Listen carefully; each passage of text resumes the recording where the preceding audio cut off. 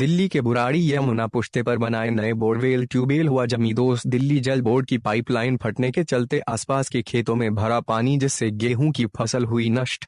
दिल्ली में पानी की किल्लत को खत्म करने के लिए करीब 100 से ज्यादा बनाए नए बोरवेल ट्यूबवेल कार्य निर्माण अभी पूरा ही हुआ था कि एक बोरवेल ट्यूबवेल गिरने से शासन प्रशासन पर हुए सवालिया निशान खड़े। राजधानी दिल्ली में पानी की किल्लत हर वर्ष गर्मियों में देखने को मिलती है, जिसे मद्देनजर रखते हुए दिल्ली सरकार ने नए बोरवेल बनाने का फैसला लिया और किसी निजी कंपनी को इसका टेंडर दे दिया। करीब 100 से ज्यादा बोरवेल पाला यमुना पुश्ते से बुराड़ी यमुना पुश्ते तक बनाने का कार्य निर्माण शुरू किया गया, जिसे जल्द ही पूरा कर दिया। यहाँ के किसानों का आरोप है कि जिस कंपनी ने इन ट्यूबवेल बोरवेल का टेंडर लिया था, वही घटिया सामग्री जैसे रोड़ी, बदरपुर माल मटेरियल की लागत से इन बोरवेल ट्यूबवेल तैयारी किए, जिसकी वजह से इन बोरवेल ट्यूबवेल में दरारें आने लगी हैं।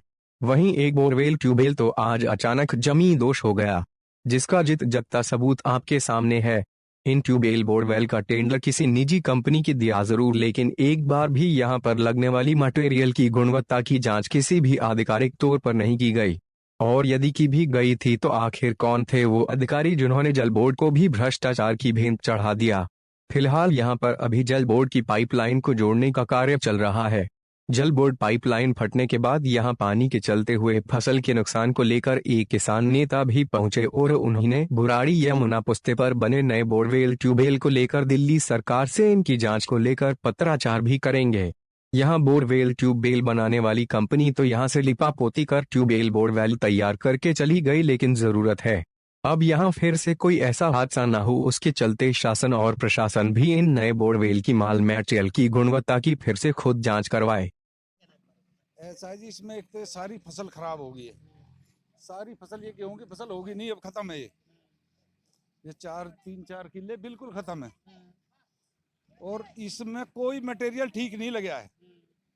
जो इनमें चौकीदार छोड़ने की बात थी, कोई चौकीदार नहीं रहता, कोई इन पर वर्कर नहीं रहता है। और यहाँ अगर किसी भी किसान का बच्चा होता तो वो बिल्कुल खत्म थे बच्चे, तो क्यों छाया में बैठते। गर्मी आ गई है, वो छाया में बैठते, 12 की ओट में छाया में ही बैठते, वो सब खत्म थे। तो कितना बड़ा हादसा हो सकता था ये? बहुत बड़ा हादसा हो सकता था, इसमें तो कुछ भी हो सकता है। फिलहाल अभी यहाँ पर रिपेयरिंग का काम जारी है, जल बोर्ड के अधिकारी भी यहाँ आ चुके हैं। हाँ। तो क्या कहना, जो खेत मालिक है उससे आपकी बात हुई हो या आपके जानकार हो? मैं बुराड़ी गांव का ही रहने वाला हूँ और भारतीय किसान भानु में संगठन मंत्री हूँ। तो क्या उम्मीद करते हैं सरकार से खेत मालिक का यदि नुकसान हुआ है तो क्या जायज उसको मुआवजा मिलना चाहिए? ये तो मुआवजा तो देती नहीं केजरीवाल सरकार, तो ये कहती है कि दिल्ली में वो ही नहीं है। वैसे ऐड देते किसान ही नहीं है, वैसे ऐड देते हैं कि हमने दिल्ली में खाद बना दिया धान का।